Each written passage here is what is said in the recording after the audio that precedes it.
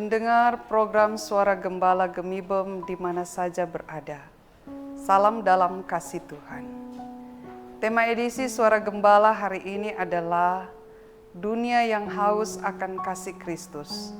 Dengan bacaan Alkitab Amsal 14 ayat 21. Siapa menghina sesamanya berbuat dosa, tetapi berbahagialah orang yang menaruh belas kasihan kepada orang yang menderita. Pendengar yang dikasihi Tuhan, kasih dalam kekristenan bukanlah sebuah konsep bersifat teoritis, tetapi justru sangat praktis. Kasih bukanlah soal bagaimana seseorang menghafal tentang hukum kasih. Kasihilah Tuhan Allahmu dengan segenap hati, jiwa, dan akal budimu, dan kasihilah sesamamu seperti dirimu sendiri. Tetapi bagaimana orang melakukan kasih? Bagaimana seseorang menerjemahkan dalam praktek hidup sehari-hari kasihnya kepada Allah dan sesama? Berbicara kasih tidaklah sekedar orang tahu bahwa ia diajar untuk tidak menghina orang lain.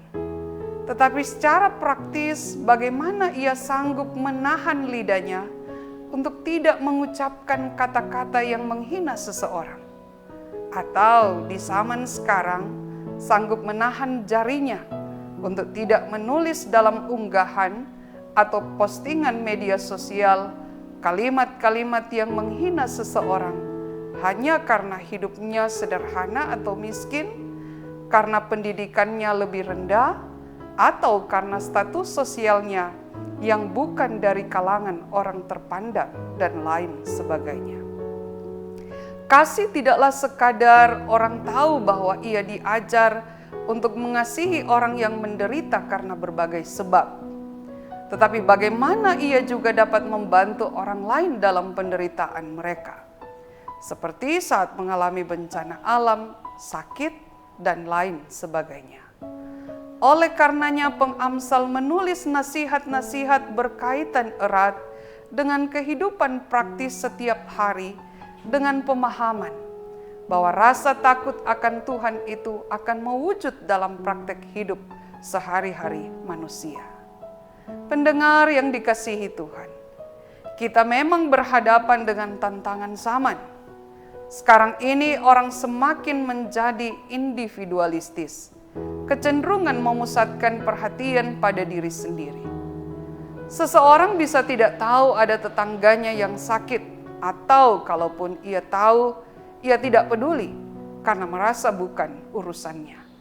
Atau sekarang ini banyak orang tergoda untuk memanfaatkan media sosial sebagai sarana untuk mengungkapkan rasa kebencian dan hal-hal tidak baik lainnya terhadap tetangga, teman kerja, saudara sendiri, atau komunitas tertentu. Kondisi ini memperlihatkan bahwa dunia kita membutuhkan kasih. Dunia ini haus akan kasih. Dan sekali lagi, patut diingat, kasih yang dimaksud bukan kasih yang bersifat teoritis, tapi kasih yang nyata dalam tindakan praktis.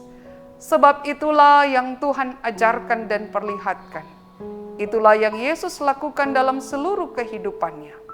Bahwa kasih itu terwujud dalam seluruh tindakannya, yang mencapai puncak pada peristiwa kematian dan kebangkitannya.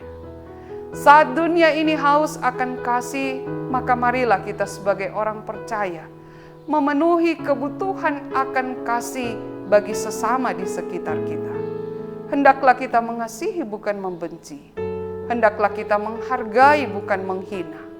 Hendaklah kita penuh perhatian dan belas kasih bukan mengabaikan atau membiarkan. Hendaklah kita mendamaikan bukan menciptakan permusuhan.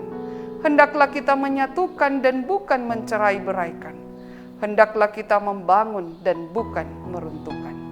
Kondisi pandemi COVID-19 ini menjadi situasi yang tepat untuk menyatakan kasih dalam kepedulian membantu sesama.